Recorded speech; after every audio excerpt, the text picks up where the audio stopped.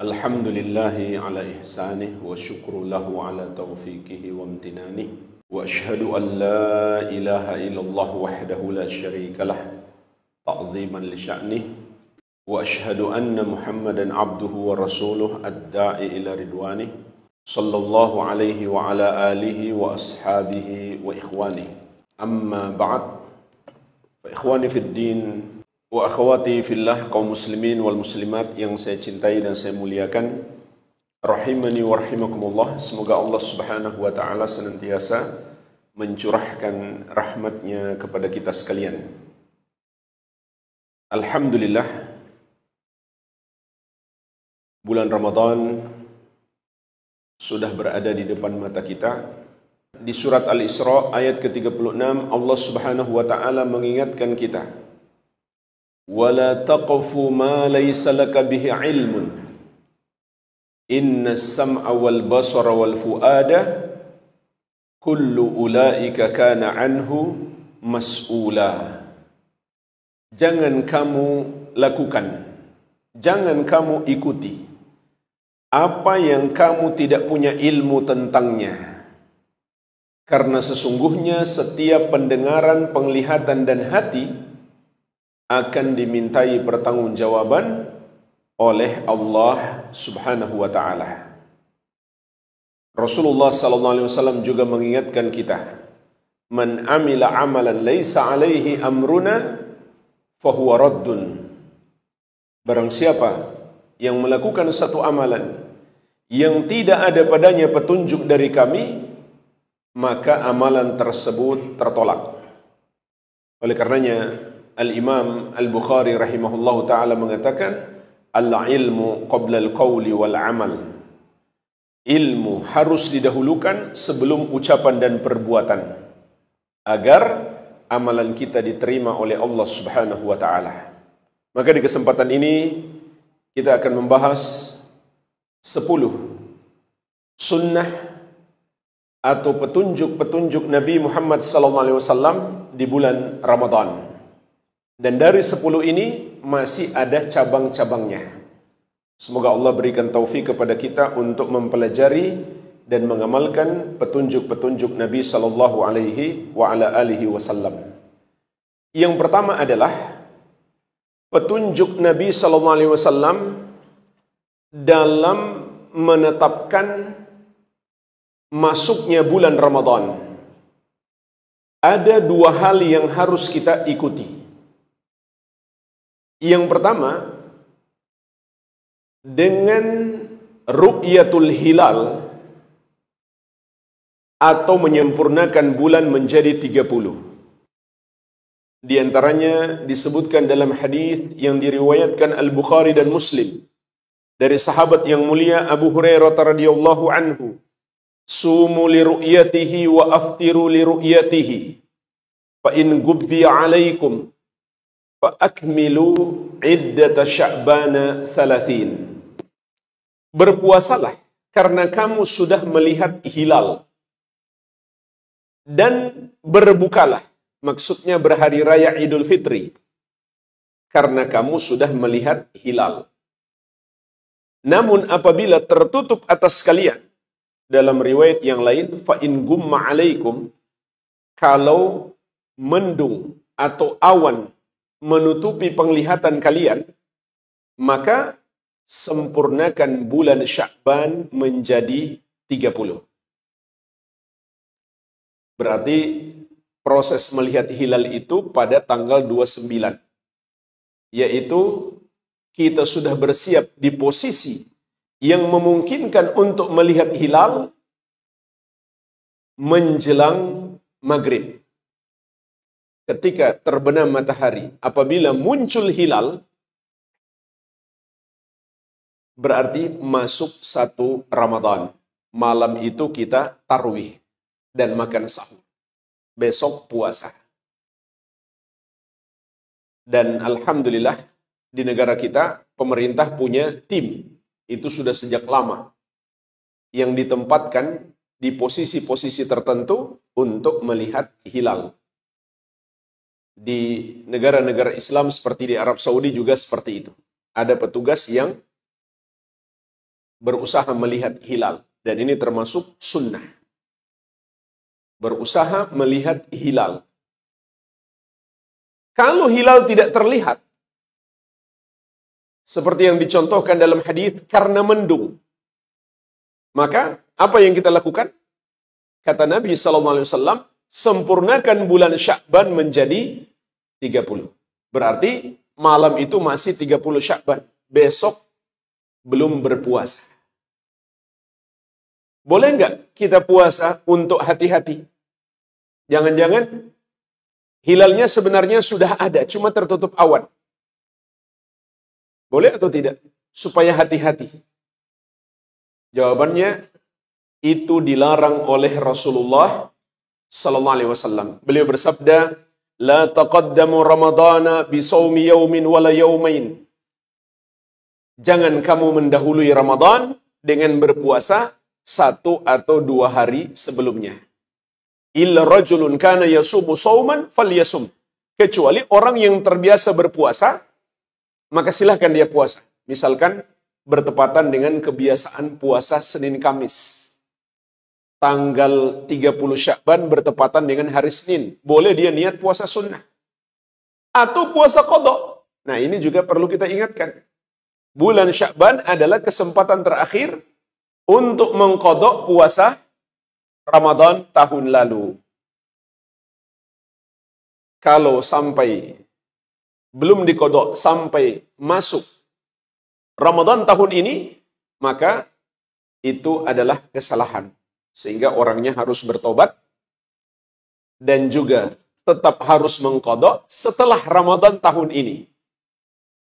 Mulai 2 Syawal, dia sudah bisa mengqadha untuk yang tahun lalu yang belum dia qadha. Dan ditambah dengan membayar fidyah, yaitu setengah sok bahan makanan pokok, kurang lebih 1,5 kilogram beras.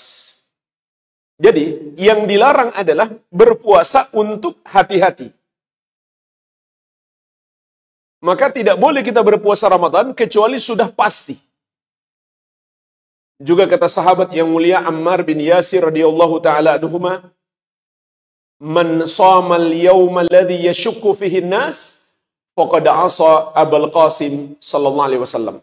Barang siapa berpuasa di hari manusia ragu padanya, maka dia telah bermaksiat kepada Abul Qasim Nabi Muhammad sallallahu alaihi wasallam. Yang dimaksud dengan hari manusia ragu adalah tanggal 30 Sya'ban. Jangan-jangan sudah masuk 1 Ramadan. Kalau ada orang yang mau berpuasa, sok berhati-hati, justru dia menyelisihi petunjuk Nabi sallallahu alaihi wasallam. Berhati-hati itu sebenarnya bagus. Tapi ternyata berhati-hati dalam beragama itu juga harus berdasarkan dalil. Dan ini jemaah sekalian cara yang mudah untuk menentukan awal Ramadan. Tapi kemudian orang-orang Syiah dan selain mereka memunculkan cara baru yang mereka sebut dengan hisab. Meskipun cara hisab ini sudah ada bahkan sebelum Nabi SAW diutus. Tapi penggunaannya untuk menentukan masuknya bulan itu baru dilakukan belakangan. Menyelisihi ijma' salaf. Oleh karenanya Imam Nawawi rahimahullah mengatakan, yajibu shaumu Ramadan bistikmali Sya'ban 30 au ru'yati hilalihi. Wajib berpuasa Ramadan dengan menyempurnakan bulan Sya'ban menjadi 30 hari atau melihat hilal Ramadan. Dan Imam Ibnu Hajar sebagaimana dalam Fathul Bari mengatakan, wa qad dhahaba qaumun ila ar-ruju' ila ahli tasyir fi dzalika wa humur rawafid. Sebagian orang berpendapat untuk merujuk kepada ahli hisab dalam penetapan bulan. Mereka itu adalah Syiah Rafidah. Wa nukila an ba'dil fuqaha muwafaqatuhum, namun dinukil dari sebagian ahli fikih menyepakati cara mereka. Qala al-Baji, maka Imam Al-Baji mengatakan, wa ijma'u salafis salih hujjatun alaihim. Ijma' as-salafus salih merupakan hujjah atas mereka. Artinya membantah mereka. Perbuatan mereka menyelisihi ijma'. Wa qala Ibnu Bazizah wa huwa madhhabun batil.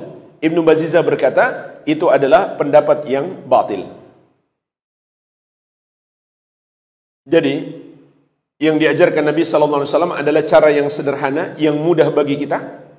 Namun tidak mengapa misalkan kita mau melihat pakai alat, boleh. Sebagaimana difatwakan Imam Ibnu Baz rahimahullah, tidak masalah kita mau melihat hilal pakai alat. Semacam teropong.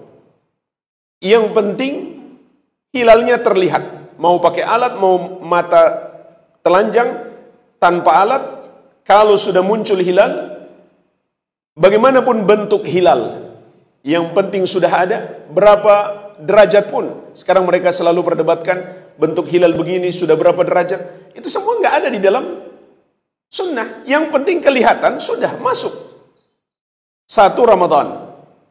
Kalau tidak kelihatan, biarpun prediksinya sudah kelihatan, tapi jelas-jelas nggak kelihatan, maka kata Nabi SAW, sempurnakan bulan menjadi 30. Kemudian jemaah sekalian, ketentuan yang kedua dalam menentukan masuknya Ramadan adalah mengikuti keputusan pemerintah. Di antaranya diingatkan Nabi SAW dalam hadis yang diriwayatkan At-Tirmidzi, juga dari sahabat yang mulia Abu Hurairah radhiyallahu anhu, as-sawmu yawma tasumun wal fitru yawma tuftirun wal adha yawma tudahhun. Berpuasa adalah hari kalian semua berpuasa. Beridul fitri adalah hari kalian semuanya beridul fitri. Dan beridul adha adalah hari kalian semuanya beridul adha. Makna hadis ini dijelaskan para ulama, di antaranya oleh Imam As-Sindi di dalam Hasyiah terhadap Ibnu Majah. Wa dhahir anna maknahu, yang zahir, yang nampak jelas bahwa hadis ini maknanya adalah anna hadhil umur laisa lil ahadi fiha dakhlun, bahwa dalam urusan-urusan ini, yaitu penetapan bulan Ramadan dan hari raya, tidak ada campur tangan individu-individu masyarakat ataupun ormas-ormas di dalamnya. Walaysa lahum at-tafarrud fiha, tidak boleh mereka menentukan sendiri. Dan ini adalah penampakan yang menunjukkan umat Islam tidak bersatu. Kalau sebagian sudah menentukan hari raya sementara yang lain masih puasa, maka sebagian sudah bersenang-senang, yang lain masih menahan lapar. Dan termasuk sunnah di hari raya adalah bersenang-senang. Itu sunnah. Sementara yang lain masih menahan lapar. Itu menunjukkan pemandangan yang tidak bagus. Kata beliau, balil amru fiha ilal imam wal jamaah. Maka urusan ini harus diserahkan kepada pemimpin dan pemerintah. Wa yajibu 'alal ahad tiba'uhum lil imam wal jamaah. Dan wajib bagi masyarakat untuk mengikuti keputusan pemimpin dan pemerintah. Hikmahnya adalah agar terjadi persatuan. Bahkan jemaah sekalian, andai seseorang melihat hilal, tapi kemudian persaksiannya tidak diakui oleh pemerintah, apa yang harus dia lakukan? Memang di sini ada khilaf ulama. Tapi pendapat yang kuat adalah dia belum boleh berpuasa. Tetap mengikuti keputusan pemerintah. Kenapa? Kata Syekhul Islam Ahmad bin Abdul Halim Al-Harrani rahimahullah, ternyata yang dimaksud dengan hilal di dalam syariat bukan sekedar kemunculannya di langit, tapi juga diakui di bumi.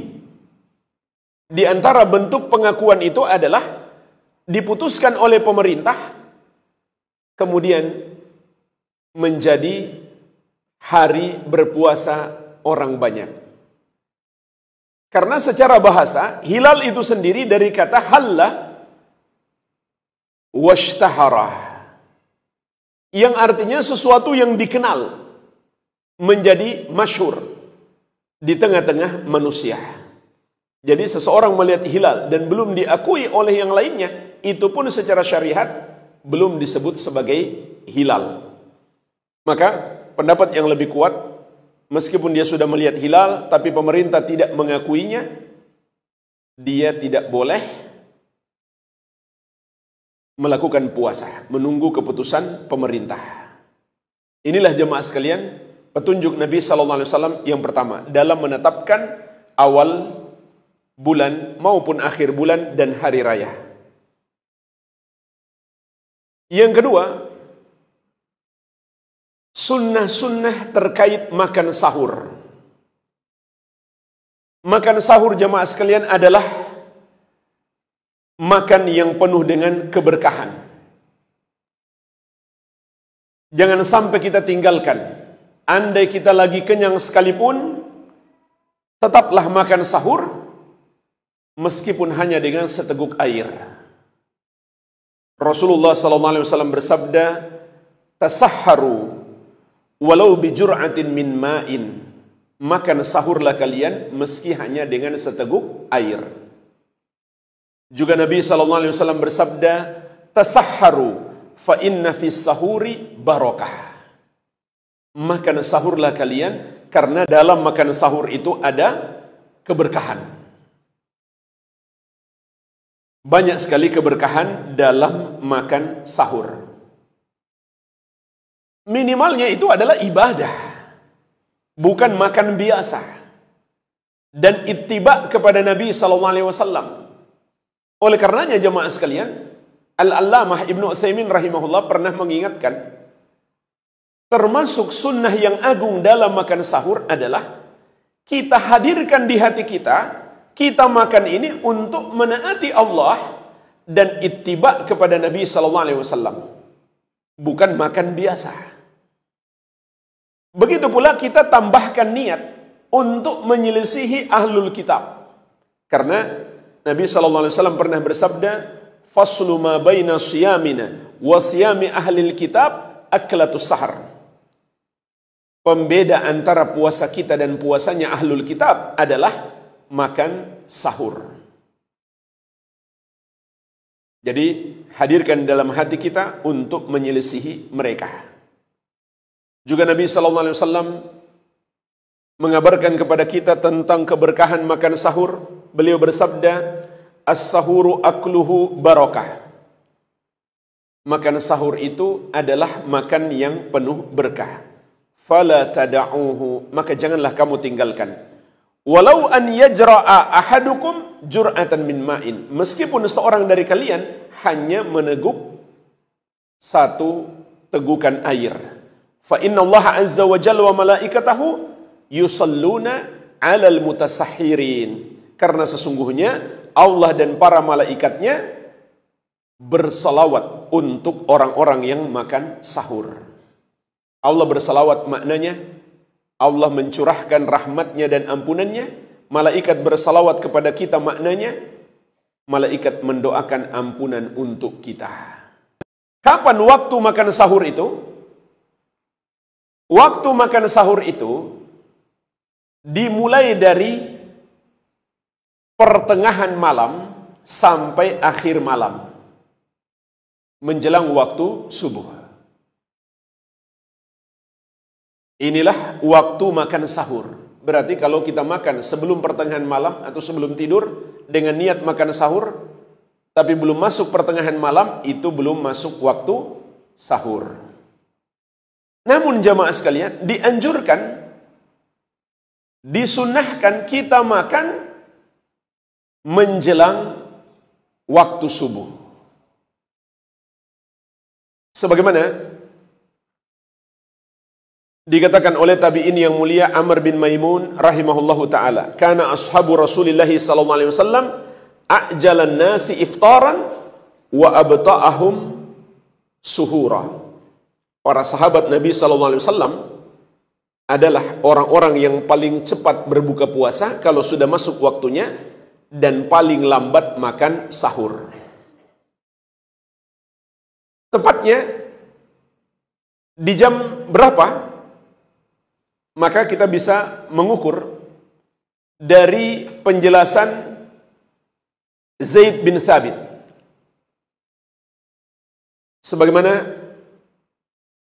diriwayatkan oleh Anas bin Malik radhiyallahu anhu dari sahabat yang mulia Zaid bin Thabit radhiyallahu taala anhu. Beliau mengatakan, "Tasaharna ma'an Nabi sallallahu alaihi wasallam, thumma qama ila sholati."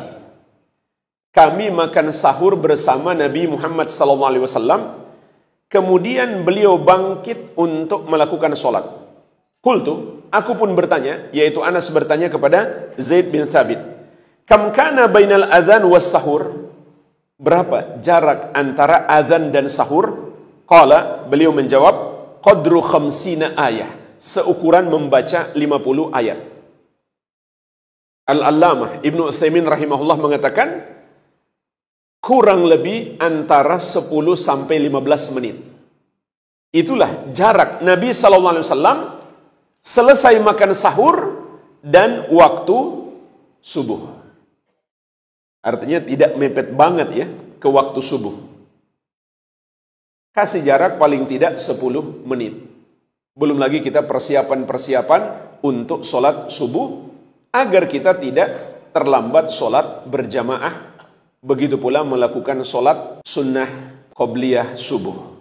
Tetapi jemaah sekalian, ini tidak bermakna di waktu 10 menit tersebut kita sudah nggak boleh makan dan puasa sudah dimulai. Tidak. Puasa itu dimulai apabila masuk waktu subuh. Sebagaimana di surat Al-Baqarah ayat 187 Allah mengatakan, "Wa kulu washrabu hatta yatabayyana lakumul khaytul abyadu minal khaytil aswadi minal fajr." Makan dan minumlah kalian sampai menjadi jelas benang putih dari benang yang hitam, yaitu terbit fajar. Artinya, andai ada orang terlambat sahur, baru bangun, masih ada 5 menit, tidak mengapa. Dia makan sahur. 1 menit pun masih bisa.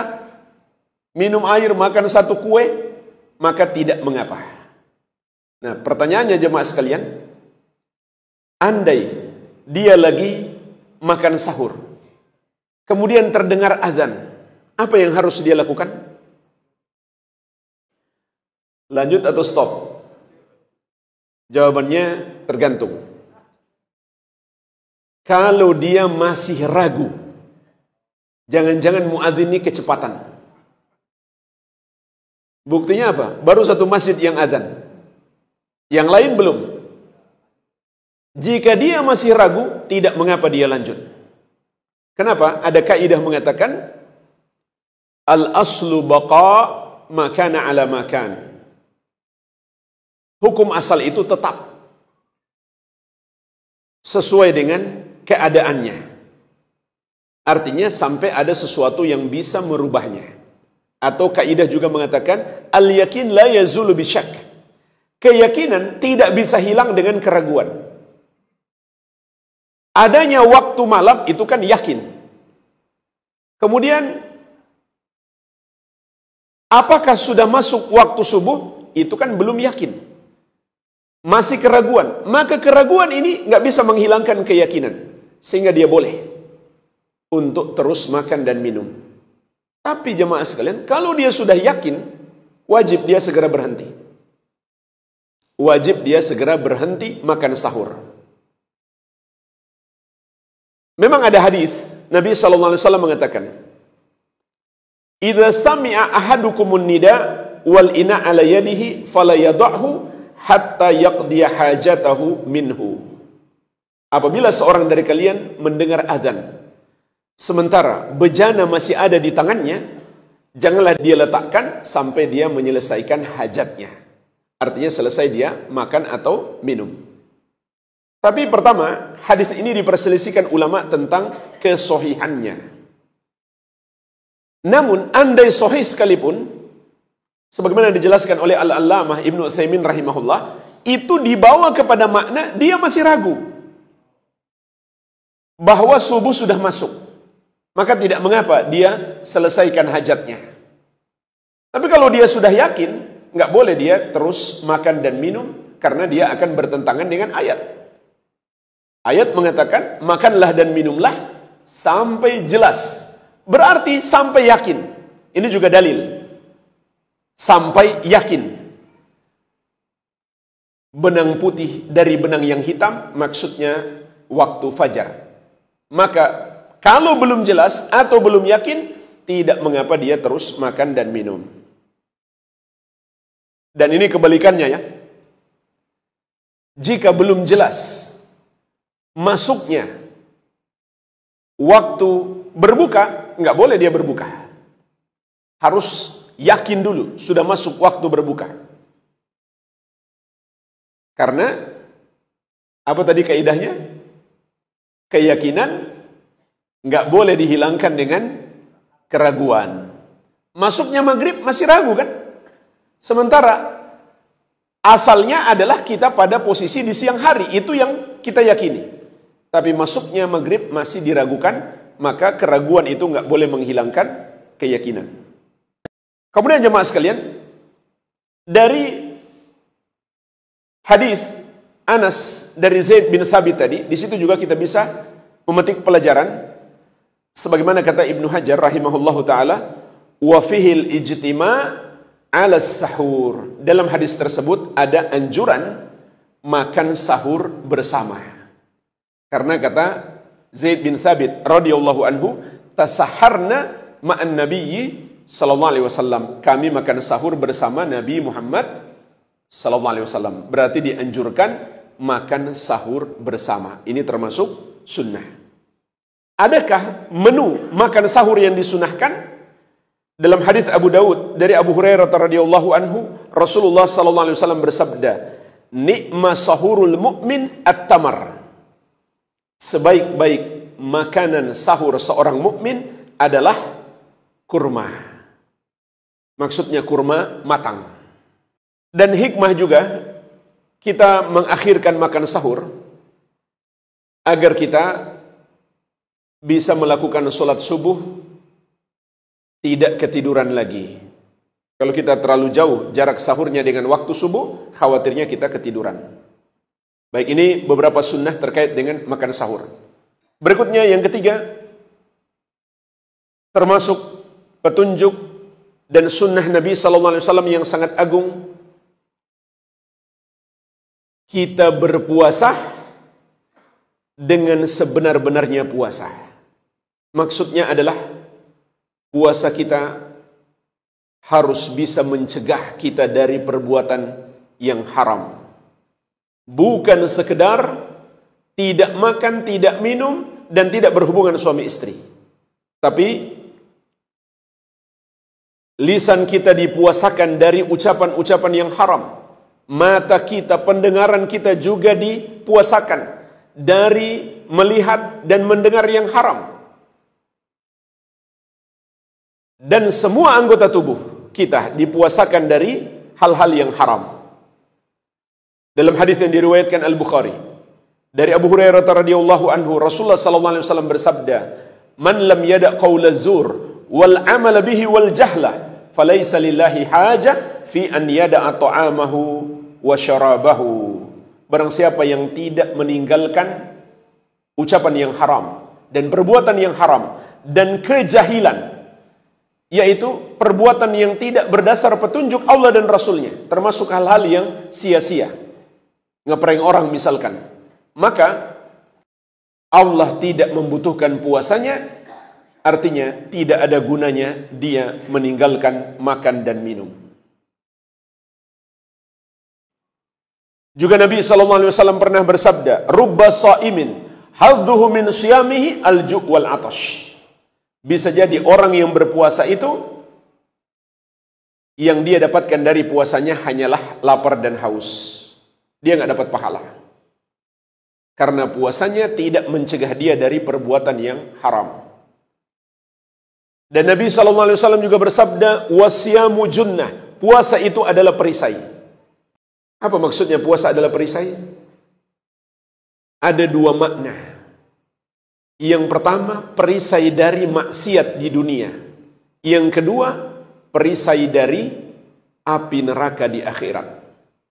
Dan tidak akan menjadi perisai dari api neraka di akhirat sampai menjadi perisai dari maksiat di dunia. Oleh karenanya dalam lanjutan hadis Nabi SAW mengatakan, wa idza kana yaumu shaumi ahadikum fala yarfuth wala yaskhab wala yajhal. Maka di hari seorang dari kalian sedang berpuasa, janganlah dia berkata-kata kotor, jangan dia berteriak-teriak, berisik, gaduh.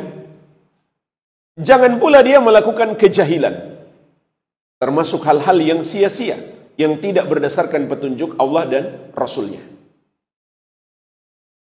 Oleh karenanya jemaah sekalian, bulan Ramadan hendaklah kita isi dengan ibadah. Hindari hal-hal yang sia-sia, apalagi yang haram. Sebagian orang malah melakukan perbuatan sia-sia yang di luar bulan Ramadan tidak dia lakukan. Contoh, main kartu dari ba'da tarawih sampai sahur. Padahal di luar bulan Ramadan dia nggak melakukan itu. Ini sesuatu yang sangat disayangkan. Terutama sedang berpuasa, jauhilah hal yang sia-sia, apalagi yang haram. Dan kesia-siaan yang paling banyak menyita waktu adalah menonton TV, menonton YouTube, scroll HP. Ini sepele, cuma gini-gini tangannya, tapi habis sejam, 2 jam nggak kerasa. Sampai kata Nabi SAW, orang yang berpuasa itu, wa in syatamahu ahadun aw qatalahu falyakul inni shaimun. Apabila ada orang yang mencacinya atau mengajaknya bertengkar, tidak dia layani. Dia sabar, dia tahan emosinya, dan dia berkata, aku sedang puasa. Apakah itu bermakna tunggu sampai aku berbuka? Tentu tidak. Kalau setelah berbuka dia kemudian mencari orang itu untuk bertengkar, berarti itu menunjukkan puasanya gak berhasil. Karena puasa itu kan pendidikan. Supaya apa? La'allakum tattaqun, agar kalian bertakwa. Maka hasil dari pendidikan kita ini jemaah sekalian, kita akan lihat setelah Ramadan. Apakah kita menjadi orang yang lebih bertakwa atau tidak? Maka jika kita berpuasa dengan menjauhi semua yang Allah haramkan, insya Allah kita akan sampai pada derajat ketakwaan. Imam Ibnul Qayyim rahimahullahu ta'ala mengatakan, wasaimu huwa alladhi samat jawarihuhu anil atham. Orang yang berpuasa itu adalah orang yang anggota tubuhnya berpuasa dari dosa-dosa. Walisanuhu anil kadhib wal fuhshi wa qawli zur. Lisannya berpuasa dari ucapan dusta, ucapan keji, dan ucapan palsu. Wa batnuhu anit ta'am wasyarab. Dan perutnya berpuasa dari makan dan minum. Wa farjuhu anir rafath. Dan kemaluannya berpuasa dari berhubungan suami istri. Dan ketahuilah jemaah sekalian, meskipun bulan Ramadan adalah bulan mulia, bulan ampunan, tapi faktanya tidak semua orang yang Allah ampuni. Sampai Rasulullah SAW pernah mengingatkan kita, syakiya abdun adraka Ramadan fansalakha minhu walam yughfar lahu. Celakalah seorang hamba yang mendapati bulan Ramadan, tapi sampai Ramadan berakhir dia belum juga mendapatkan ampunan. Al-Hafidh Ibn Rajab rahimahullah pernah mengatakan, ihdarul ma'asi fa innaha tahrimul maghfirah fi mawasimir rahmah. Jauhilah kemaksiatan, karena maksiat itu akan menghalangi ampunan meskipun di musim-musim hujan rahmat. Dan ketahuilah jemaah sekalian, bukan hanya amal soleh dilipat gandakan pahalanya oleh Allah Subhanahu wa ta'ala di bulan Ramadan, namun perbuatan dosa juga lebih besar dosanya. Kenapa dosa menjadi lebih besar? Karena tatkala seseorang berbuat dosa, pertama dia mendapatkan dosanya itu sendiri. Yang kedua, ditambah dengan dosa, dia tidak memuliakan bulan Ramadan. Dan itu secara tidak langsung dia meremehkan Allah. Dan yang ketiga, dia juga seakan tidak menghargai pertolongan Allah kepadanya. Di bulan Ramadan, Allah tolong kita dengan mengikat setan-setan. Oleh karenanya jemaah sekalian, semakin berkurang dorongan berbuat maksiat, tapi seseorang masih melakukannya, maka dosanya menjadi lebih besar. Sehingga hukuman zina, jika seseorang sudah pernah menikah, itu lebih berat daripada yang belum nikah. Berzina bagi seorang anak muda yang belum nikah itu sudah dosa yang sangat besar. Tapi jika dia sudah pernah menikah, dosanya lebih besar lagi. Kenapa? Karena dorongan dia berzina itu semakin lemah. Apalagi dia sudah jelas punya pasangan yang sah, tapi dia masih berzina, maka dosanya lebih besar. Dan kalau dia sudah tua, dosanya lebih besar lagi. Begitu pula di bulan Ramadan, dorongan untuk berbuat dosa itu sangat kecil. Karena setan-setan diikat. Ditambah lagi orang-orang kebanyakan menjauhi maksiat dan sibuk dengan ibadah, tapi seseorang masih berbuat dosa, maka dosanya menjadi lebih besar. Oleh karenanya jemaah sekalian, Ramadan juga adalah bulan untuk bertobat, meskipun bertobat itu adalah keharusan sepanjang hidup kita, tapi di bulan Ramadan lebih ditekankan lagi. Kemudian yang keempat, termasuk petunjuk Nabi SAW yang sangat agung di bulan Ramadan adalah meningkatkan ibadah, membaca dan mempelajari Al-Quran. Allah Subhanahu wa taala di surat Al-Baqarah ayat 185 menegaskan, "Syahrul Ramadan alladzi unzila fihi Al-Quran hudal linnasi wa bayyinatin minal huda wal furqan." Bulan Ramadan adalah bulan diturunkannya Al-Quran sebagai petunjuk bagi manusia, dan di dalamnya ada ayat-ayat yang menjelaskan tentang hidayah dan Al-Furqan untuk membedakan yang benar dan yang salah. Dalam hadis yang diriwayatkan Al-Bukhari, sahabat yang mulia Abu Hurairah radhiyallahu anhu mengatakan, "Kana ya'ridu 'ala Nabi sallallahu alaihi wasallam Al-Qur'an kulla amin marrah." Malaikat Jibril setiap tahun di bulan Ramadan datang membaca Al-Qur'an kepada Nabi sallallahu alaihi wasallam. Atau sebaliknya, Nabi sallallahu alaihi wasallam yang membaca dan malaikat Jibril yang menyimak. Fa'arada 'alaihi marratain fil 'amil ladzi qubida fihi. Namun di tahun Nabi SAW wafat di bulan Ramadan, malaikat Jibril sampai 2 kali membaca Al-Quran dari awal sampai akhir kepada Nabi Muhammad sallallahu alaihi wa ala alihi wasallam. Ini menunjukkan kepada kita jemaah sekalian, bulan Ramadan lebih ditingkatkan lagi membaca Al-Quran. Secara khusus, malaikat Jibril datang kepada Nabi SAW di bulan Ramadan untuk urusan Al-Quran. Dan para ulama salaf, para sahabat, tabi'in dan tabi'ut tabi'in, mereka lebih fokus kepada Al-Quran di bulan Ramadan. Dan paling tidak jemaah sekalian, kita targetkan minimalnya dalam membaca Al-Quran 1 kali khatam. Itu batas paling minimal. Kalau bisa 2 kali tentu lebih bagus, 3 kali lebih bagus, 4 kali lebih bagus. Namun juga berusaha mempelajari tafsirnya. Apakah mendengarkan kajian tafsir atau membaca kitab-kitab tafsir? Ini juga dianjurkan di bulan Ramadan. Kita lebih fokus kepada Al-Quran.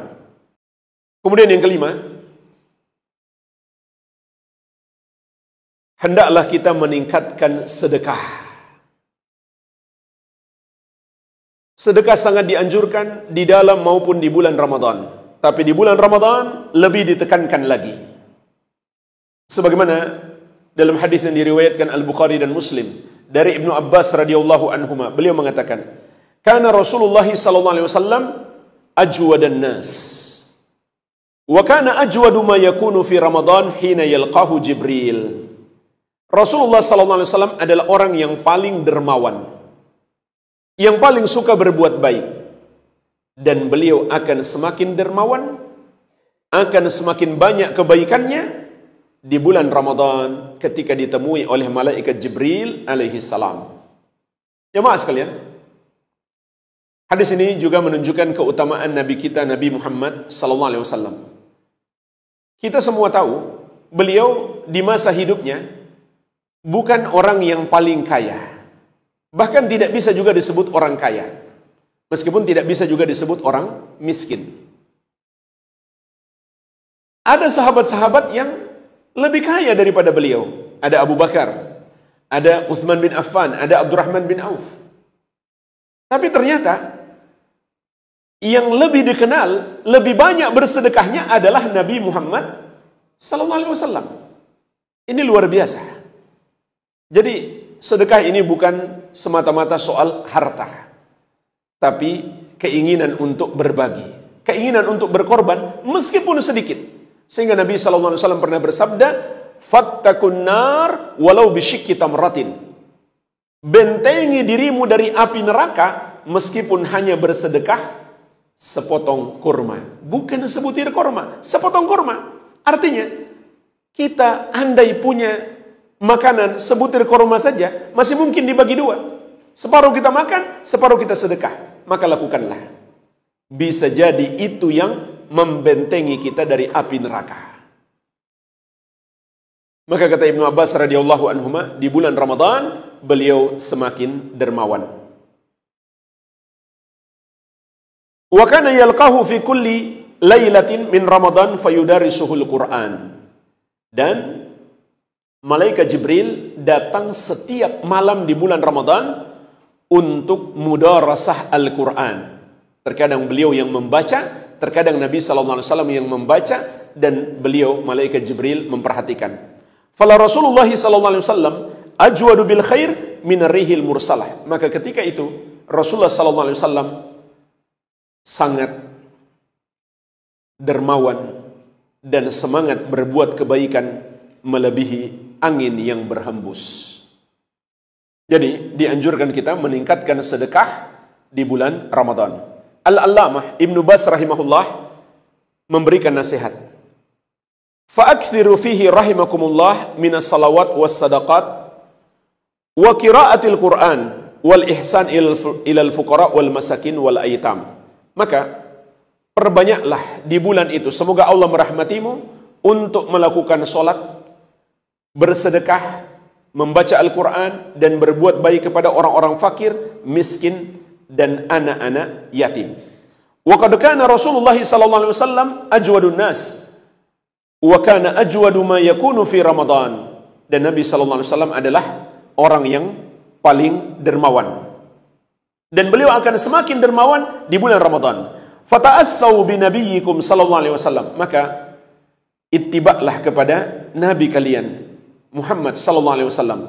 Waqtadu bihi fi mudafa'atil jud wal ihsan fi syahri Ramadan. Ikutilah beliau dalam meningkatkan kedermawanan dan berbuat baik di bulan Ramadan. Wa a'inu ikhwanakum al-fuqara. Tolonglah saudara-saudaramu yang fakir ala siyam wal qiyam, untuk melakukan puasa dan salat malam, sehingga mereka bisa tenang berpuasa dan salat malam. Bantulah mereka. Wahtasibu ajra dzalika indal malikil alam. Dan berharaplah pahala itu di sisi Allah yang maha kuasa lagi maha mengetahui. Berikutnya jemaah sekalian, yang keenam, banyak berdoa. Termasuk sunnah yang sangat agung di bulan Ramadan, kita banyak berdoa. Karena bulan Ramadan adalah bulan yang mustajab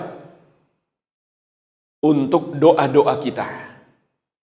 Dan di dalam Al-Quran ada 5 ayat yang diistilahkan para ulama dengan ayatus siyam, ayat-ayat puasa.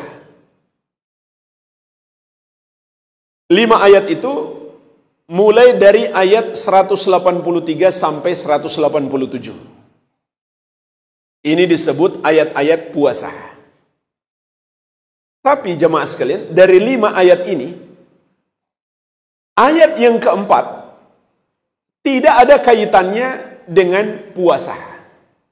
Maksudnya secara zahir, seperti tidak ada kaitan dengan puasa. Apa ayat yang keempat itu?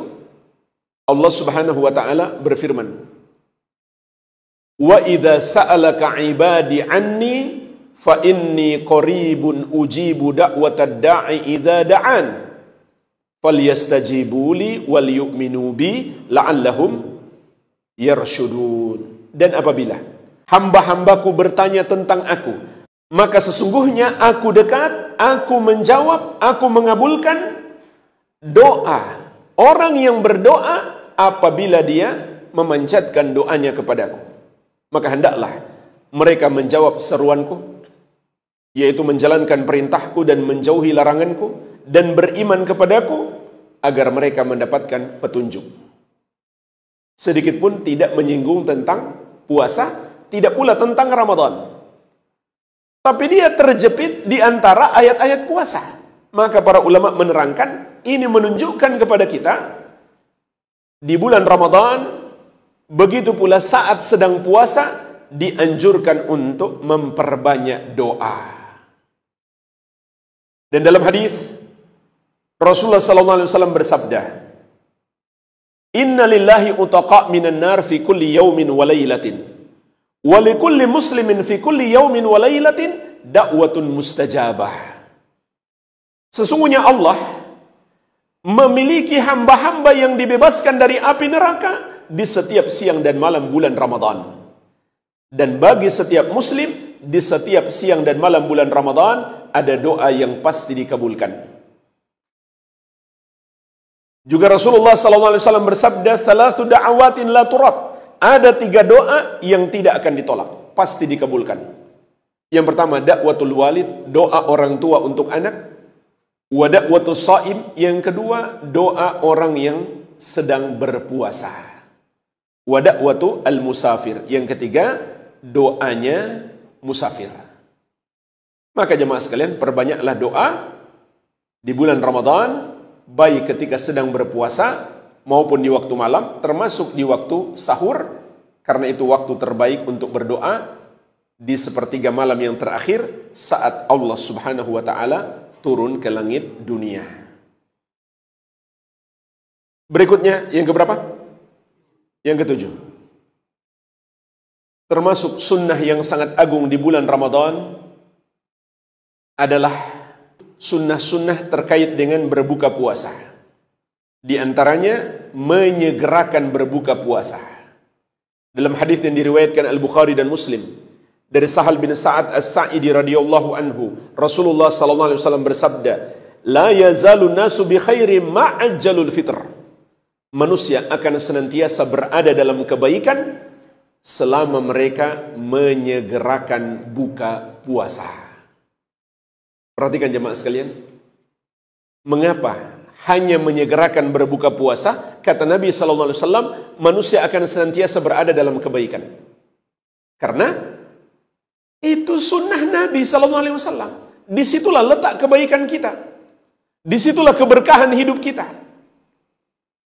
Nggak usah cari berkah dari benda-benda, dari kuburan-kuburan, dari apapun. Cari berkah itu dari petunjuk Nabi Muhammad SAW. Di situ kebaikan kita. Dan Allah bahkan mengabarkan kepada kita, itu adalah syarat meraih cinta Allah. Sebagaimana dalam surat Ali Imran ayat ke-31.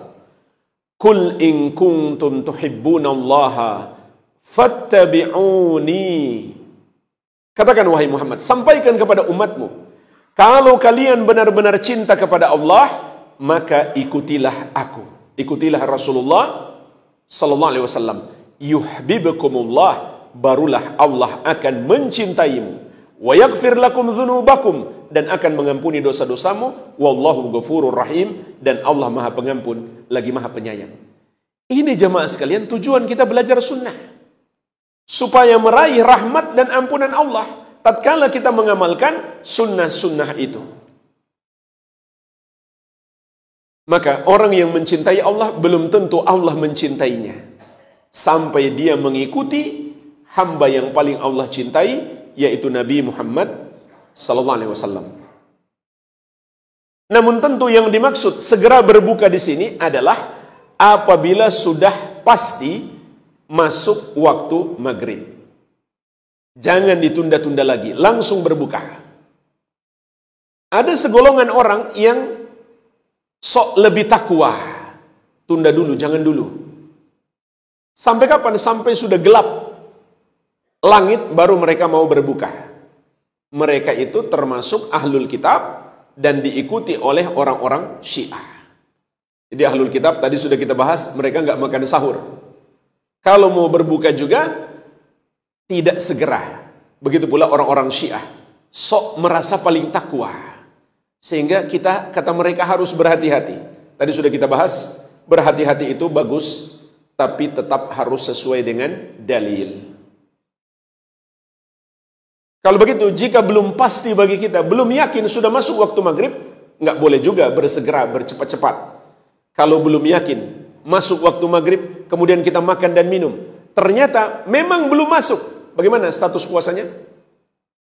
Tidak sah. Status puasanya tidak sah. Tapi beda halnya kalau dia sudah yakin, kemudian dia berbuka, namun ternyata belum masuk, maka status puasanya sah. Bedakan antara dua hal ini. Adakah menu buka puasa yang dianjurkan? Dalam hadis Abu Daud dan Tirmidzi dari Anas bin Malik radhiyallahu anhu, beliau mengatakan, "Kana Rasulullah sallallahu alaihi wasallam yuftiru ala rutabat qabla an yusalliya." Rasulullah sallallahu alaihi wasallam berbuka puasa dengan kurma muda sebelum melakukan sholat maghrib. Ini juga sunnah, berbukanya sebelum sholat maghrib. Jangan sholat dulu baru berbuka. Fa'in lam takun rutabat fa'ala tamarat. Kalau tidak ada korma muda, maka korma matang. Kalau nggak ada korma gimana? Fa'in lam takun hasawatin min ma'in. Kalau tidak ada korma, maka beliau minum beberapa teguk air. Jadi kalau tidak ada korma, jangan cari kue yang manis-manis lalu menganggap itu sunnah. Tidak. Yang sunnah adalah minum air putih dulu. Setelah itu mau makan apapun tidak ada masalah. Maksudnya di sini awal kita berbuka, yang disunahkan makan korma. Kalau tidak ada korma maka air putih. Jangan langsung ke kue. Nanti setelah air putih baru makan kue, tidak ada masalah. Dan tidak ada sunnah berbuka dengan yang manis-manis. Yang sunnah dengan korma, kalau nggak ada korma dengan air putih. Apakah ada dalilnya ketika berbuka puasa dengan bilangan korma ganjil? Jawabannya tidak ada dalilnya. Yang ada dalilnya adalah makan pagi tanggal 1 Syawal sebelum berangkat sholat Idul Fitri. Itu ada sunnahnya, kita makan korma minimal 3. Kalau mau nambah 5. Kalau mau nambah jadi 7. Ini sunnah. Tapi untuk buka puasa tidak ada dalil yang menunjukkan demikian. Dan juga jemaah sekalian, sangat dianjurkan memberi makan berbuka puasa kepada orang lain. Ini juga masuk dalam anjuran bersedekah. Rasulullah sallallahu alaihi wasallam bersabda, "Man fattara sha'iman kana lahu mithlu ajrihi ghaira annahu la yanqusu min ajri sha'imi syai'an." Barang siapa memberi makan orang yang berbuka puasa, maka ia akan mendapatkan pahala yang sama dengan orang yang berpuasa itu, tanpa mengurangi pahalanya sedikit pun. Jadi bayangkan kalau dia ngasih buka puasa kepada 100 orang, dia dapat pahala puasa 100 orang. Adakah doa khusus berbuka puasa? Di sini ada perbedaan pendapat ulama. Semua hadis-hadis yang berbicara tentang doa buka puasa tidak lepas dari kelemahan. Sehingga ulama berbeda pendapat, apakah ada doa khusus atau tidak. Pendapat yang dikuatkan Imam Muqbil bin Hadi rahimahullah, imam ahli hadis dari negeri Yaman, tidak ada satu hadis pun yang sahih. Tapi kalau kita menganggap yakin ada hadis sahih, maka tidak mengapa kita amalkan. Syekh Al-Albani rahimahullah, beliau mensahihkan hadis dhahabat dhama wa batallatil uruqu wa thabatal ajru insyaallah. Tapi ulama yang lainnya mendoifkannya. Cuma ada satu yang paling penting, jangan lupa doa makan. Karena saking semangatnya mau berbuka, Sampai lupa doa makan. Baca bismillah. Itu harus diucapkan. Kita masuk yang ke-8. Termasuk sunnah yang sangat agung di bulan Ramadan adalah solat tarawih. Inilah solat malam di bulan Ramadan. Jika kita di luar bulan Ramadan melakukan solat malam, solat tahajud, maka di bulan Ramadan solat malamnya, solat tahajudnya itulah solat tarawih. Rasulullah SAW bersabda, "Man qama Ramadana imanan wa ihtisaban, ghufira lahu ma taqaddama min dzambih." Barang siapa melakukan solat malam di bulan Ramadan, yaitu solat tarawih, karena iman dan mengharapkan pahala, akan diampuni dosa-dosanya yang telah lalu. Jadi, ini termasuk peluang besar meraih ampunan. Tapi ada syarat. Pertama, solat tarawihnya dilakukan berdasarkan iman. Yaitu dia mengimani semua yang Allah wajibkan untuk diimani, termasuk beriman disunahkannya solat tarawih. Yang kedua, ihtisaban, mengharap pahala. Dan inilah hakikat ikhlas. Tidak seperti kata sebagian orang, kalau ikhlas nggak berharap apa-apa. Maka Nabi SAW mengajarkan kepada kita, ikhlas itu mengharapkan pahala. Yaitu mengharap masuk surga dan dijauhkan dari api neraka oleh Allah Subhanahu wa Ta'ala. Dan yang ketiga, tentu solat tarawihnya harus sesuai petunjuk Nabi Muhammad SAW. Karena beliau bersabda, "Man amila amalan laisa alaihi amruna fahuwa raddun." Barang siapa mengerjakan satu amalan tidak ada padanya petunjuk dari kami, maka amalan tersebut tertolak. Contoh, solat tarawih yang tidak sesuai petunjuk Nabi SAW, solat tarawih dengan sangat cepat, sampai tidak tumak ninah. Ada orang yang solat di masa Nabi SAW tidak tumak ninah, itu karena dia belum tahu cara solat. Maka Nabi SAW bersabda kepadanya, "Sholli fa innaka lam tusolli." Solat lagi karena kamu belum solat. Berarti solatnya tidak sah kalau dia tidak tumak ninah. Ini syarat yang ketiga. Masih ada syarat yang keempat. Agar dosa-dosa kita diampuni semuanya, termasuk dosa-dosa besar, adalah dengan bertobat. Karena mayoritas ulama berpendapat dosa yang diampuni dengan sebab amal soleh hanyalah dosa kecil. Sebagaimana sabda Nabi SAW, "As-salawatul khams wal jum'atu ilal jum'ah wa ramadan ila ramadan mukaffiratun lima bainahunna idza jutunibatil kabair." Salat yang 5 waktu, salat Jumat sampai Jumat berikutnya, Ramadan sampai Ramadan berikutnya adalah amalan-amalan penghapus dosa di antara waktu-waktu tersebut, apabila dosa-dosa besar dijauhi. Dan jemaah sekalian, kalau kita di luar Ramadan, sholat tahajud, itu lebih afdal di akhir malam. Tapi di bulan Ramadan, lebih afdal di awal malam. Dan bagi laki-laki berjamaah di masjid. Kenapa? Karena itulah yang dikerjakan oleh Rasulullah SAW dan para sahabat. Ba'da isya mereka sholat tarawih. Tapi kenapa kita sholat tarawih sebulan penuh, sementara Nabi SAW tidak mengerjakannya sebulan penuh? Karena jemaah sekalian, beliau telah menjelaskan sendiri alasannya. Kenapa beliau tidak lakukan sebulan penuh? Karena beliau khawatir menjadi wajib. Sehingga beliau tidak sholat tarawih sebulan penuh berjamaah dengan para sahabat. Hanya beberapa hari saja beliau sholat di masjid, lalu sisanya beliau sholat di rumah. Kenapa? Khawatir menjadi wajib. Berarti ketika kekhawatiran itu sudah tidak ada, maka disunahkan sebulan penuh kita di masjid. Sebab ketika Nabi SAW sudah wafat, syariat beliau nggak mungkin berubah lagi. Jadi tidak benar kalau ada yang mengatakan tidak sunnah kalau setiap malam sholat tarawih di masjid. Sunnah. Sholat tarawih setiap malam di masjid, di awal malam langsung ba'da isya. Dan tetap ba'da isya melakukan sholat sunnah ba'diyah. Setelah itu baru sholat tarawih. Dan bagi ibu-ibu, lebih afdal tetap di rumah. Andai mau ke masjid juga tidak apa-apa, selama tetap menjaga adab-adab sebagai wanita muslimah ketika keluar rumah. Dan juga jemaah sekalian, termasuk sunnah yang sangat agung, ketika kita sholat berjamaah tarawih, sholatlah bersama imam sampai selesai.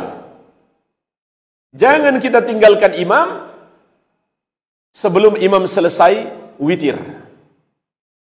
Sebagaimana dalam hadis At-Tirmidzi dari Abu Dzar radhiyallahu anhu, Rasulullah sallallahu alaihi wasallam bersabda, "Innahu man qama ma'al imam hatta yansharif kutiba lahu qiyamu lailatin."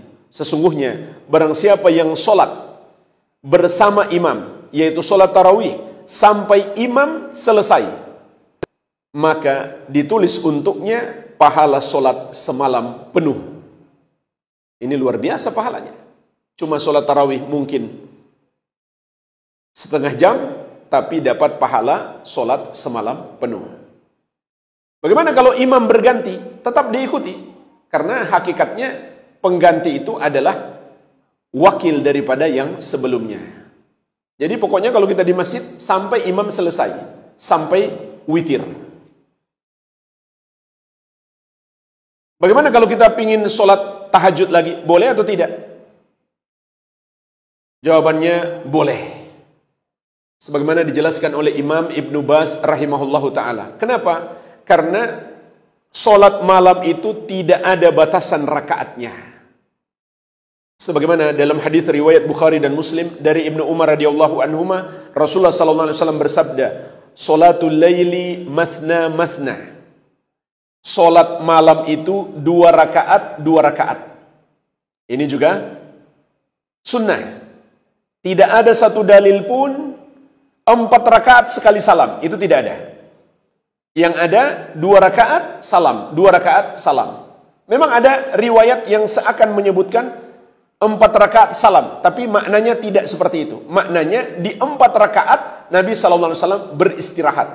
Bukan baru salam, bukan. Dan juga ada sebagian mazhab yang memahami seperti itu. Tapi mayoritas ulama itu berpendapat 2 rakaat salam, 2 rakaat salam.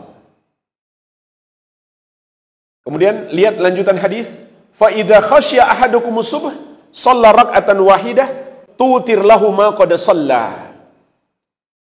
Maka apabila seorang dari kalian sudah khawatir masuk waktu subuh, hendaklah dia salat 1 rakaat sebagai witir untuk menutup solat sebelumnya.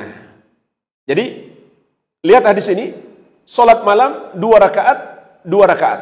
Terus sampai khawatir masuk waktu subuh, tutup dengan witir 1. Berdasarkan hadis ini, kata Imam Ibnu Baz rahimahullah, berarti solat malam tidak ada batasan, termasuk solat tarawih. Sehingga sepeninggal Nabi SAW, para sahabat itu ada yang sholat sampai 20, ada yang lebih daripada itu, ada yang kurang daripada itu. Dan kesimpulannya jemaah sekalian, yang sunnah dalam sholat tarawih itu 2. Jika bacaan kita panjang, maka sunnahnya jumlah rakaatnya persis seperti yang diamalkan Nabi SAW. Beliau kebanyakan mengamalkan 11 rakaat, tapi terkadang sampai 13. Itu sunnah. Ingat ya, bukan hanya rakaatnya 11 atau 13, tapi bacaannya juga harus panjang. Itu baru sesuai dengan sunnah. Nah, yang kedua, yang diamalkan oleh sahabat, bacaannya lebih singkat, tapi rakaatnya banyak. Dan ini dulu diamalkan di Masjid Nabawi dan Masjidil Haram. Sebelum pandemi, Masjid Nabawi dan Masjidil Haram itu 20. Tapi kemarin setelah pandemi tinggal 10. Ini 2 yang disunnahkan. Tapi kita banyak buat versi ketiga. Bacaannya pendek, rakaatnya juga sedikit. Itu versi kita. Dan kita merasa sudah sesuai sunnah. Seharusnya kalau rakaatnya sedikit, bacaannya panjang. Kalau bacaannya pendek, rakaatnya banyak. Itu yang disunnahkan. Jadi boleh-boleh saja kalau kita mau sholat lagi, padahal kita sudah sholat tarawih bersama imam, tapi dengan syarat, jika kita sudah sholat witir, tidak witir lagi. Karena Rasulullah SAW bersabda, la witrani fi laylatin. Tidak boleh ada dua witir dalam satu malam. Pernah mendengar hadis tutuplah malam dengan witir. Betul, hadis ini sahih. Nabi SAW mengatakan, ij'alu akhir salatikum bil-lail witran. Jadikanlah akhir salat malam kalian adalah witir. Dan ini berlaku di bulan Ramadan maupun di luar bulan Ramadan. Namun ini hukumnya sunnah, tidak sampai wajib. Dan kalau seseorang sudah witir di awal malam, tidak boleh witir lagi. Karena ada hadis, la witrani fi laylatin. Tidak ada dua witir dalam satu malam. Tapi bisa juga, kalau memang dia pingin witir di akhir malam, ketika dia sholat witir bersama imam, saat imam salam, dia berdiri lagi. Paham? Jadi ketika sholat tarawih di masjid, saat imam witir, salam, dia berdiri lagi tambah satu rakaat. Berarti dia belum witir kan? Nanti dia witirnya di akhir malam. Bisa seperti itu. Adakah surat khusus yang dianjurkan pada sholat tarawih? Jawabannya tidak ada, kecuali pada sholat witir. Sebagian orang di 10 malam terakhir menganggap sunnah membaca surat Al-Qadar. Inna anzalnahu fi laylatil qadar, dan seterusnya. Karena berharap dapat pahala Lailatul Qadar. Tapi mengkhususkan surat tersebut tidak ada dalilnya. Apalagi kalau cuma baca surat itu, pendek sekali. Harusnya di 10 hari terakhir Ramadan, sholat tarawihnya harusnya lebih panjang lagi. Namun tidak ada surat yang dikhususkan kecuali pada sholat witir. Jika kita sholat witir 3 rakaat, maka rakaat pertama membaca Sabbihisma Rabbikal A'la, rakaat yang kedua Qul ya ayyuhal kafirun, dan rakaat yang ketiga Qul huwallahu ahad. Dan untuk sholat witir itu bisa 3.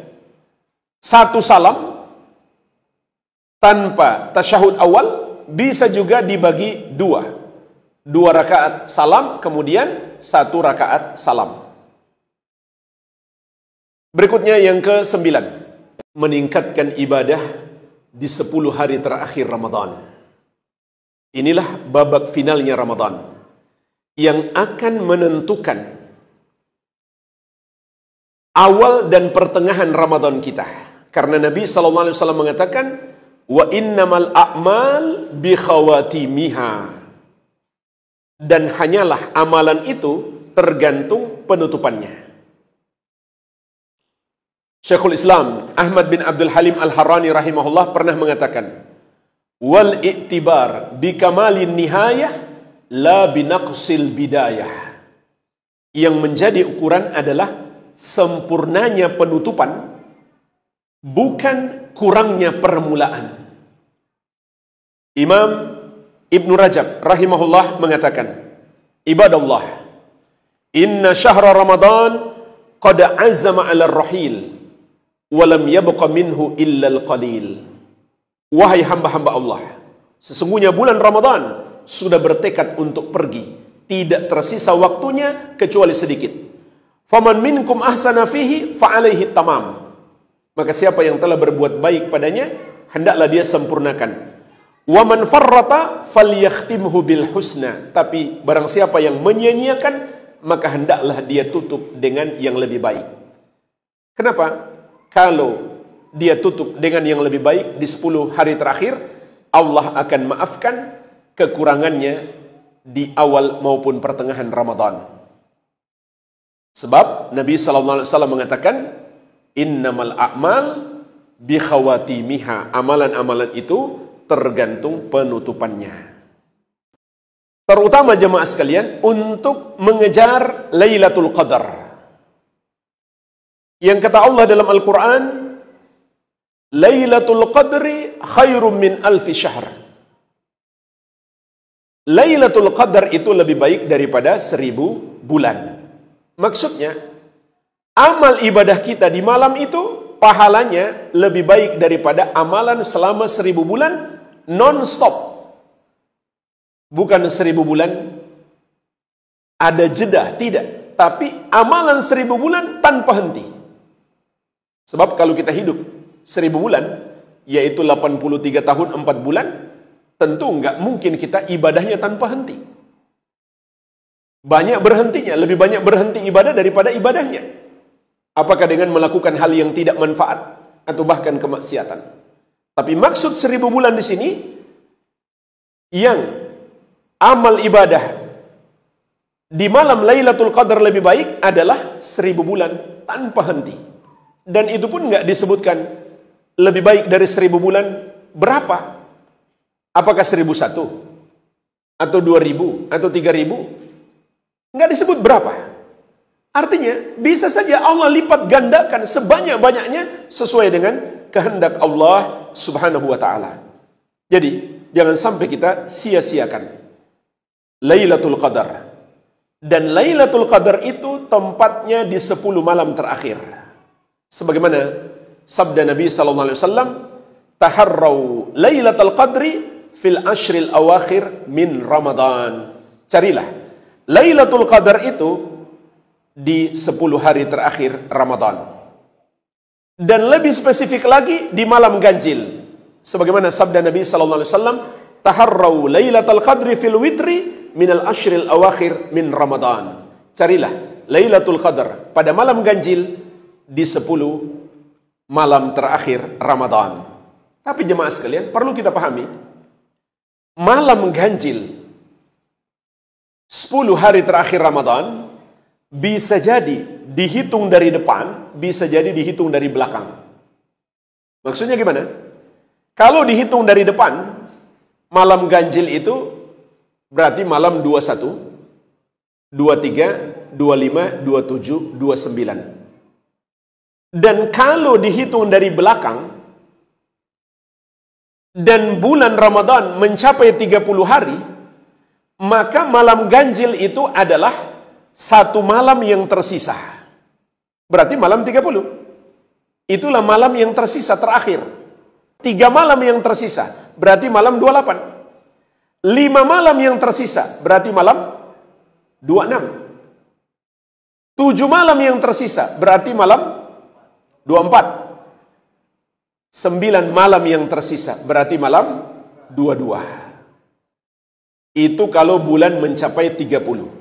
Penghitungan malam ganjil bisa dihitung dari depan, bisa dihitung dari belakang. Artinya jemaah sekalian, keseluruhan dari 10 malam terakhir Ramadan yang kita hitung dari depan itu malam genap pun mungkin padanya Lailatul Qadar. Maksudnya, jangan sampai kita semangat ibadah cuma di malam ganjil saja, tapi di malam genap kita tidur misalkan. Maka jangan sampai malam genap itu adalah Lailatul Qadar. Kenapa? Karena kalau dihitung dari belakang, ternyata itu malam ganjil. Namun, kalau bulan hanya 29, maka dihitung dari depan maupun dari belakang, malam ganjilnya sama. Cuma, kita kan nggak bisa memastikan. Ramadan itu 29 atau 30. Kecuali pada hari 29. Baru kita bisa pastikan. Apabila muncul hilal, berarti masuk Syawal. Kalau tidak, maka sempurnakan bulan menjadi 30. Maksudnya di sini adalah kita jangan sampai menyia-nyiakan satupun malam dari 10 malam bulan Ramadan tersebut. Di 10 malam terakhir Ramadan ini, kita meningkatkan ibadah. Meskipun jemaah sekalian, ada anjuran di malam ganjil yang dihitung dari depan, itu kita lebih tingkatkan lagi. Karena itulah yang dilakukan oleh Rasulullah sallallahu alaihi wasallam. Jadi kesimpulannya, di 10 hari terakhir Ramadan, amalan apa saja yang dianjurkan kita lakukan? Yang pertama adalah lebih semangat untuk sholat tarawih, bahkan dianjurkan kita bangunkan keluarga kita untuk sholat tarawih. Sebagaimana kata Ummul Mukminin Aisyah radhiyallahu anha, kana an-nabiy sallallahu alaihi wasallam idza dakhala al-ashru shadda mi'zarahu wa ahya lailahu wa ayqadha ahlahu. Nabi sallallahu alaihi wasallam apabila masuk 10 hari terakhir Ramadan, beliau kencangkan sarungnya. Di sini ada dua penafsiran. Pertama, beliau kurangi makan agar semangat ibadah, tidak ngantuk-ngantukan. Yang kedua, beliau sama sekali tidak berhubungan suami istri karena beliau melakukan iktikaf. Wa ahya lailahu, dan beliau menghidupkan malamnya. Artinya 10 malam terakhir itu beliau tidak tidur sama sekali, atau tidurnya hanya sedikit sekali untuk memperbanyak ibadah. Wa ayqadha ahlahu, dan beliau membangunkan keluarganya. Juga Nabi SAW bersabda, wa man qama lailatal qadri imanan wa ihtisaban ghufira lahu ma taqaddama min dzambi. Barang siapa yang melakukan solat malam, solat tarawih pada malam Lailatul Qadar karena iman dan mengharapkan pahala, akan diampuni dosa-dosanya yang telah lalu. Kemudian dianjurkan di malam-malam ganjil solatnya lebih ditingkatkan. Sebagaimana kata sahabat yang mulia An-Nu'man bin Bashir radhiyallahu anhuma, qumna ma'a Rasulillahi sallallahu alaihi wasallam fi syahri Ramadan lailata 23 ila thuluthil lail al-awwal. Kami solat bersama Rasulullah sallallahu alaihi wasallam di bulan Ramadan malam ke-23 sampai sepertiga malam yang pertama. Thumma qumna ma'ahu lailata 25 ila nisfil lail. Kemudian kami solat lagi bersama beliau malam ke-25 sampai pertengahan malam. Malam 25 solat tarawih dari ba'da isya sampai tengah malam. Jadi kalau kita ba'da isya kurang lebih setengah 9 sampai kurang lebih jam 12 malam. Bagaimana, siap? Kemudian kata beliau, thumma qumna ma'ahu lailata 27 hatta dhananna alla nudrikal falah. Kemudian kami solat malam bersama beliau pada malam 27 sampai akhir malam. Sehingga kami pun mengira kami tidak akan sempat makan sahur. Tapi tentu Nabi SAW dan para sahabat sempat makan sahur. Cuma ini menunjukkan kepada kita malam 27 itu harus lebih ditingkatkan. Kenapa? Karena malam itu yang paling besar kemungkinan terjadi Lailatul Qadar. Meskipun bukan sebuah kepastian, tapi itu kemungkinan terbesarnya. Malam 27 Ramadan. Masya Allah, malam 27 Ramadan, Masjidil Haram tahun lalu sampai 3 kilometer softnya. Jadi sholat tarawih ditingkatkan. Bahkan jemaah sekalian, sebagian ulama berpendapat amalan yang pahalanya lebih dari 1000 bulan, maksudnya adalah sholat tarawih, bukan yang lainnya. Ini pendapat sebagian ulama, tapi kebanyakan ulama mengatakan mencakup semua ibadah. Namun sholat tarawih lebih ditingkatkan, lebih ditekankan. Tapi insya Allah mencakup semua ibadah. Apakah sedekah, baca Quran, dan lain-lain. Itu juga pahalanya lebih daripada 1000 bulan. Akan tetapi sholat tarawih lebih ditekankan. Apalagi yang dianjurkan di 10 hari terakhir Ramadan, melakukan ibadah yang sangat agung, yaitu iktikaf. Ini adalah sunnah muakkadah yang sangat ditekankan. Karena Rasulullah SAW tidak pernah meninggalkan. Kalau kita bicara sibuk, beliau orang super sibuk. Beliau seorang Nabi dan Rasul. Mengurus istri 9 orang. Kemudian beliau kepala negara. Luar biasa kesibukan beliau. Luar biasa banyaknya orang yang perlu kepada beliau. Tapi beliau tidak pernah meninggalkan iktikaf. Setiap Ramadan beliau beriktikaf di 10 hari terakhir.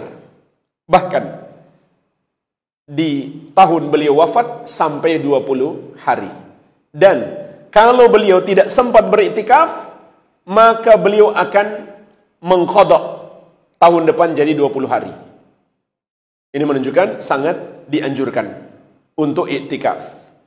Kata Ummul Mukminin Aisyah radhiyallahu anha, anna Nabiy sallallahu alaihi wasallam kana ya'takiful ashral awakhir min Ramadan hatta tawaffahu Allah.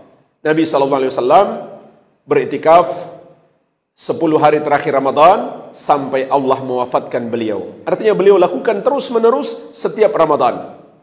Thumma takafa azwajuhu min ba'di.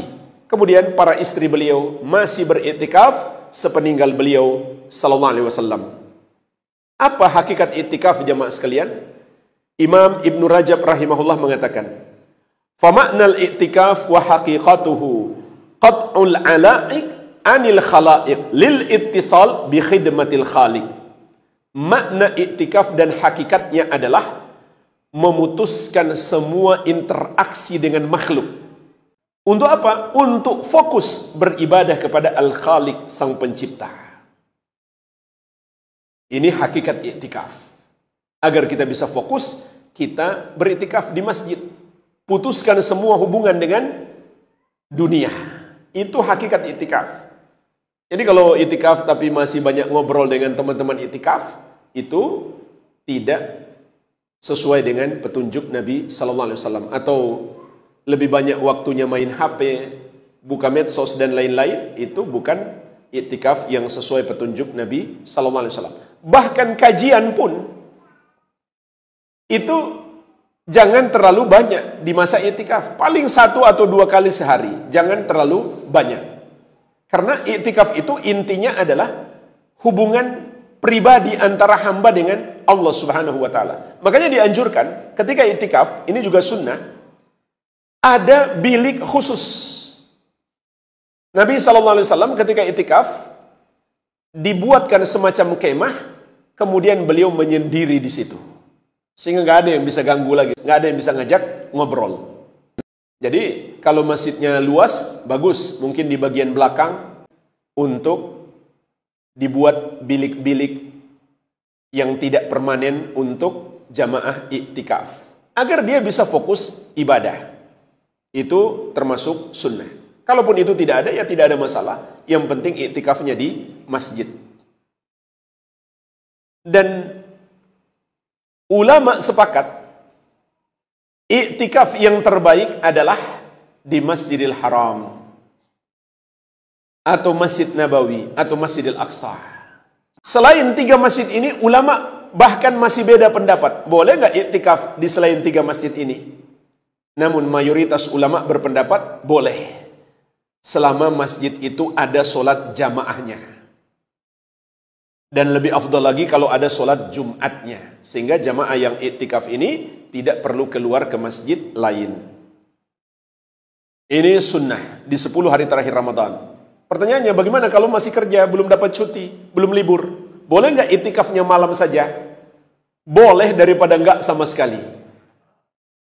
Yang afdal itu full di masjid 10 hari terakhir Ramadan. Masuknya kapan? Malam 21. Menjelang terbenam matahari sudah bersiap di masjid. Kapan keluarnya? Jika pemerintah sudah mengumumkan masuk hari raya, berarti berakhir iktikaf kita. Karena Ramadan sudah berakhir. Jadi sampai akhir Ramadan baru keluar dari tempat iktikaf. Itu idealnya. Tapi jemaah sekalian, andai seseorang memang nggak ada waktu, dia niat iktikaf, meskipun sebentar, dia dapat pahala iktikaf. Kalau dia niat iktikaf, meskipun hanya 5 menit di masjid, maka dia dapat pahala iktikaf. Apalagi yang dianjurkan di 10 hari terakhir Ramadan, membaca doa yang diajarkan Nabi sallallahu alaihi wasallam, Allahumma innaka afuwun tuhibbul afwa fa'fu anni. Ini doa yang dianjurkan kita perbanyak di 10 malam terakhir Ramadan.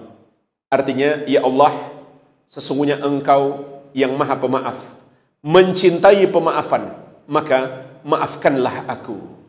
Intinya adalah doa memohon ampunan. Maka kita pun paham, meraih ampunan Allah di bulan Ramadan itu tujuan utama kita. Karena tidaklah akan bisa seseorang masuk surga hanya berdasarkan amalannya, melainkan karena rahmat dan ampunan Allah Subhanahu wa taala. Yang terakhir jemaah sekalian, yang ke-10 termasuk sunnah di bulan Ramadan adalah melakukan umrah. Sebagaimana sabda Nabi sallallahu alaihi wasallam, "Fa inna umratan fi Ramadan taqdi hajjatan ma'i." Sesungguhnya umrah di bulan Ramadan pahalanya seperti haji bersamaku. Berarti sangat dianjurkan melakukan umrah di bulan Ramadan. Terlebih lagi kalau kita bisa iktikaf di Masjidil Haram ataupun di Masjid Nabawi, tentu itu lebih afdal lagi. Walhamdulillah, inilah pembahasan singkat 10 sunnah yang bisa kita amalkan di bulan Ramadan. Semoga Allah memberikan taufik kepada kita semuanya untuk dapat mengamalkannya, dan semoga Allah menerima amal ibadah kita. Wabillahi taufik, walhamdulillahi rabbil alamin.